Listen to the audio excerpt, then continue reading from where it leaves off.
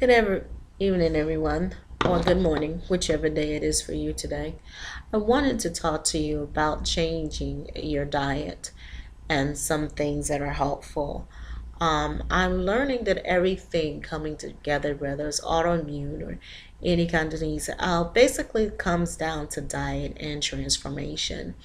Also, as you're going through your transformation, there's a lot of things that come up that we really don't seem to think about at the time, like our exercising, our weight. Some people's bodies are made a different way, and some people's body are not made to be a certain way. Like their everybody's body of an ideal healthy body is someone that's like a size 2, stacked on top like 38, 12, 26 or something like that measurement.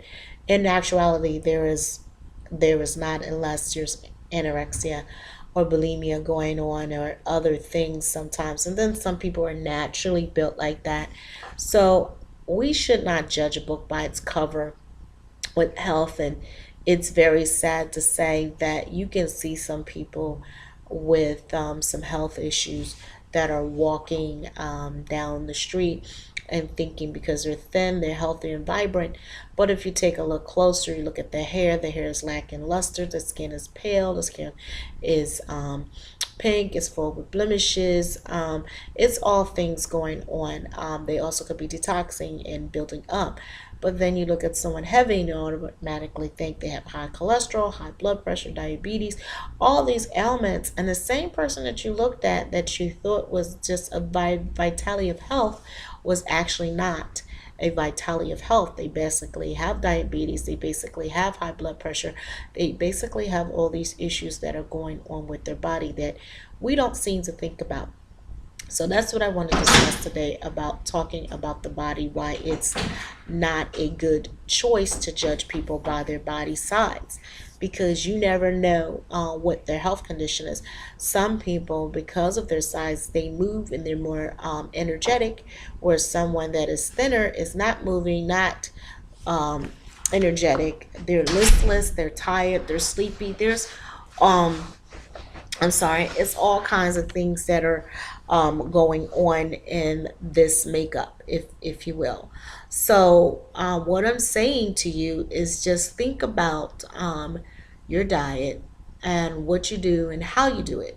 So, with that being said, I am putting all the components together for you to know that some people, when you look at their wrist, you'll be able to tell if they were made to be thin or not. Some people have thick wrists, so they really were not made to be really thin. Long as you're healthy, and what I mean by healthy is that you're moving, you're eating right, and just because you're big does not mean you're eating a whole bunch of sweets. It also could be that someone has cortisone issue, um, thyroid issue, that actually that they can't lose weight. Then some people that are thin might have a hyperthyroid, where they just basically, their metabolism is constantly going. So do you see, when you judge and not think, what you can do? So when you go on a diet, the diet that you is not only different by man and woman, but it's different by each individual and how their body takes. Some people are made to be vegetarian and their body goes into that. And we were talking, I was talking to a young lady that was talking about their diet that they went on. Like I went raw vegan, and they were losing all this weight and they were getting really, really scared because I said, I don't want to be zero. And the thing is, if you're eating appropriate meals, you are going to lose a lot of the toxins out of your body. That I've seen where people really start losing the weight. And after they finish and continue and they get down, then they begin to build a body. Now, what you can do while you're actually losing this weight, while you're actually changing your diet, is incorporate exercise like yoga, Pilates, actually doing light weightlifting. going out dancing as you're changing your diet, because you're strengthening your body, you're strengthening your muscles, you're strengthening your core to be able to handle this new physique that you're going to get. So as you're shedding the pins, that you're just not having your arms hang flab, and that's it. But also it could be some other medical issues with you, and I want you to think about it. Like, your body that you are shooting and going on about, how's it really working for you? How's it really like playing a part, if you will?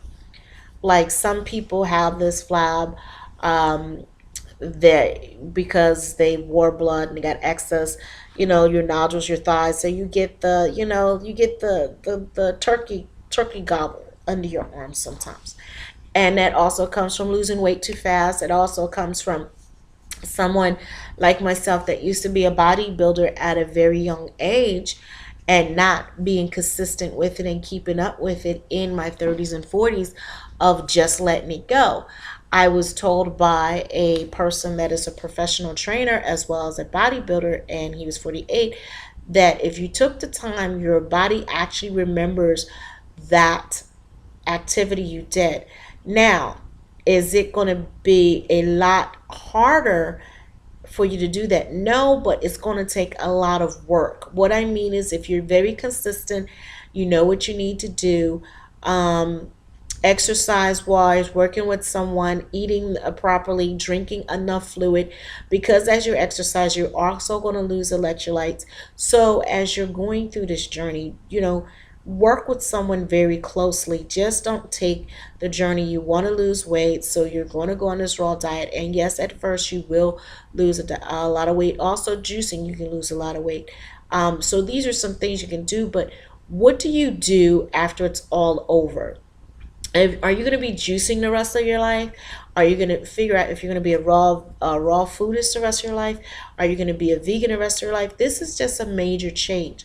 You can do the same thing by eliminating processed foods, foods with chemicals, foods with additives, foods with preservatives, all these things. All you have to do is remove them out and incorporate more fresh fruit, more vegetables, all of these live. Try to have a 80-20%. If you're going to eat cooked, like 20% of your food is cooked and 80% is raw. So when you do that, you'll notice the portions and things basically of how they basically work. Okay, so I want you to really think about your body and how you're nourishing. Get your cholesterol checked, get your blood checked. Really figure out where you're going and exercise. Get colonics done, do enemas, drink fresh juice, drink water, drink alkaline water, drink kombucha. I mean, these are just simple things. Get involved in a belly dancing class. Do some reading, do some walking, join a walking group, join a running group, join an exercise gym where you have a personal trainer. These are things that you can do, that you can take on your own, that is not just a change. Don't change for somebody else, change for yourself. And even though our world is judged by how we look, oh, well, she's got long hair, she's beautiful. No, that's not necessarily true. Is your hair healthy? How healthy is your hair? Is your hair breaking off, but you got the perm in your hair and your hair is breaking off and you're coloring your hair, so your hair is not so great? Or is your hair basically maintaining and actually stronger, like my hair is stronger and actually quite long? Okay, this is my just one string of my hair. My hair is quite long.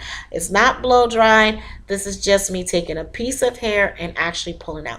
This is healthy hair, where you don't see any split ends broken at my hands, where you see all my hair.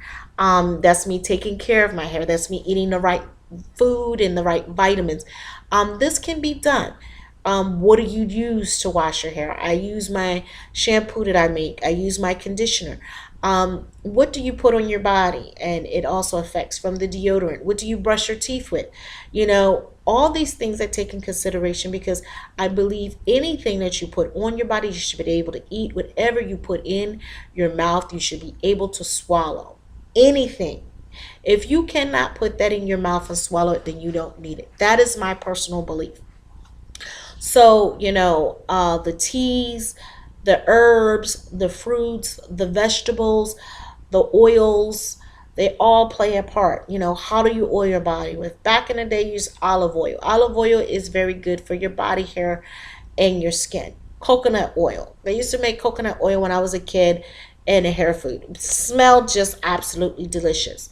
You can use that on your hair, your body, your skin, and also to cook with. So, do you see the correlation between what you eat, what you put in your body, is also what you can use on your body? Um, so people say, well, I want my teeth to be white. So basically, what people actually do, they actually get strawberries and actually use the strawberries and brush their teeth because strawberries are a natural teeth whitener. Or they put baking soda and strawberries and they dehydrate them and actually put them in the baking soda powder and they actually brush their teeth with it. Or what you can do is actually use some clay, some bentonite clay, which is the green clay, and basically mix it up with the strawberries and brush your teeth and put a little bit of maybe some cinnamon in it and or peppermint or clove or a little teaspoon of salt or even some stevia as you brush your teeth. These are just so simple things that you don't think of mouthwash as basically a mouthwash that what you swallow. All mouthwash say do not swallow. Why? Because it's poison. So why would you swish your mouth with poison that you can't actually take? That is something that you need to judge for yourself. So these are things that you look at. If you can't swallow it, then you don't need to actually use it on your body. So we're going to just continue to look and build our body. As you guys see, I'm going from transformation, from hairstyle, transformation from clothes, transformation from body style. That you can see, as you know, I'm on a raw vegan journey, and that I am going raw. Tomorrow officially will be my raw food over, and I will go back to being vegan. I like that style.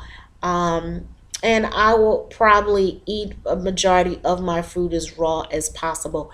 And what I mean raw, I don't mean a lot of processed food like tofu, tempeh, seitan, or that. I don't want something like that. I really want a lot more fruits, a lot more vegetables.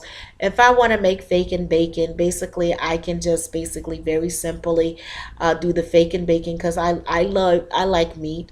But I know for me, meat is not good for me at this present time. So what I'll do is I'll take some meat and basically take a little bit of what I can do is take a little bit of smoke mesquite and also some smoked salt. Let it soak in that a little bit with a little amino acid, and actually there cut the eggplant very thin and basically put a little bit of extra virgin olive oil on it and dehydrate it. That's my bacon bacon that I would call it for myself. Also, I want a burger. So what I'll do is I'll make some nuts together. I'll get some almonds, I'll get some sesame seeds, I'll get some carrots, I'll get some jicama, I'll get some parsley, I'll get some garlic, and basically make it into a patty and basically eat it. I mean, and that's it. And eat it on um, a lettuce roll with maybe some tomatoes or some carrots and some other things with my homemade dressing of homemade vegan ketchup with veganese that's made with grapeseed oil. And I'm talking about the grapeseed oil that's cold pressed, not the grapeseed oil that is just sitting there and cooked with detergents and making it unhealthy for us. So other things that you can avoid if you really don't want to completely change your diet is the oils that you use. Vanilla, vegetable oils, canola oil. Canola oil is basically a rapeseed oil that is used in Canada that is shipped over to us to America to be used. Not the healthiest oil to be used. It's basically poisonous. And why do Americans use it? The heck if I know. But they're pushing it is good oil. Not so. They do not use canola oil in Canada. And that's where it comes from. The rapeseed comes from. If you don't believe me, look it up. Look up rapeseed and what it consists of, and do they use it in Canada? Find out why American cannot ship their products over to other countries, meaning foods over to their country where we have GMOs and all these things going on, where other countries can ship stuff over here. Figure it out. Want to look at peanut oil. Peanut oil is not good for you. We talked about that. Vegetable oil is not good for you. Palm oil is not good for you, but yet again, they're used. Coconut oil in its process phase is not good for you, but cold pressed virgin cotton coconut oil is very good. Cottonseed oil is not good for you. So these are some oils that you need to stay away from. So you're saying like, what can I use? You got your extra virgin olive oil, cold press. You got your grapeseed oil, cold press. You got your virgin cold pressed coconut oil, raw. That is good to use. There are the good oils to use for you, for your body to use inside and outside. Um, Also, what you can use on your body is apricot oil, sesame seed oil, hemp oil, macadamia nut oil. Long as they're not processed and messed around and cold pressed, you'll be surprised at the flavors, at the things. And walnut oil is different than peanut oil. The way it's structured and broken down into the body and helps the body heals. So there's so many things. So people were like, what about sweeteners? What sweeteners can I use? Coconut oil or coconut nectar, not coconut nectar or coconut sugar that is not processed like cold press. It's low glycemia. The ones that I've seen, not the coconut palm. That's a different kind of coconut. Coconut nectar I really love. I also love agave. I also like monk fruit. Occasionally I would tolerate stevia. So these are some sweeteners that you can use in there. Glycemic, diabetic friendly, and healthy, which is another thing. And you want to stay away from high fructose corn syrup, any kind of fructose, sucrose, maltodextrose, dextrose, anything with the CROSE at the end of it, sucrose, fructose, all the OSEs. Look at them. Maltose. They're not good for your body. So this is something to think about. What can you do for your body to heal and to make it right? So you got the oils, you got the sweeteners. What kind of water can you drink? Can you drink Kangen water? Kangen water is supposed to assist the body. Distilled water is supposed to assist the body. So these are things that you can actually drink and make your body healthy. Spring water is good. All depends on where it comes from. That's just my opinion. You can test your water. Water that is coming out of America has fluoride. The only place in the world that I know right now that does not have fluoride actually in the water is actually Hawaii. Hawaii does not have fluoride in their water, and over in Europe they do not use fluoride. Reason being is because it does damage to the body instead of, but they put fluoride in toothpaste, they put fluoride in the water. They basically said it helps your teeth. No, it's actually damaging and causing more damage. So you're like, wow, so what else? What can you do? Buy non-GMO organic. Non-GMO products are not genetic modified organisms, and they're crossbreed. Like, don't buy farm fresh fish. Farm fresh fish is not good for you. Basically, it's poisonous, and the food that they feed them to give them the color is not good. So eat wild fish if you can. Now, knowing that, and you want to eat free range chicken and get free range eggs. So if you have to eat these meat products, get them organic, non-GMO'd. No, make sure they're not shot with probiotics, antibiotics. You want animals as close as natural, because when you actually start to eat these things, they actually absorb in your body and actually make you sick. So this has a lot to do with your cortisones, Also, if you're stressed, try to take a lot of meditation, do affirmations and walking and singing and dancing, because when you're stressed, you build more cortisol. So then you have a pooch, and your pooch get bigger. It's not because you're not really trying this, because you're stressed out. So your cortisol levels go up. So people don't tell you about these things. They don't tell you what also be out of whack. If your thyroid's out of whack, then your if you gain weight and having a hard time losing weight. If your metabolism is not working right, then you definitely have a problem. If your body is sluggish, if you have fatigue and you can't move around, and things like that. So these are things that I want you to think about when you're thinking about your body. Getting your checkup, knowing your body, feeling your body. How do you feel when you wake up? What is your bowel movement consistency like? How many times do you go to the bathroom? How many times do you eat a meal? These are things that you need to do. How hydrated is your body? And how lubricated is your body? Meaning, what do you take to make the food go down? And what are you doing? Do you take these harsh chemicals? What is the acid level in your body? Do you always get heartburn? Are you always taking Tums? Are you always taking antacid? What is going with your body that's it's so built up with acid that it gives you heartburn or acid reflux, which basically is so much acid you actually regurgitate it and it comes back up in your throat. It is a nasty and burning feeling. So these are things I want you to look at. If you're taking steroids for like any autoimmune disease, so that includes asthma or anything else, that plays a part in your body's makeup. You're not going to be twiggy, and that plays a part. But if you're eating the bad foods, then this is not going to help either. So this is just some friendly guidelines, and I'm hoping it was helpful to you.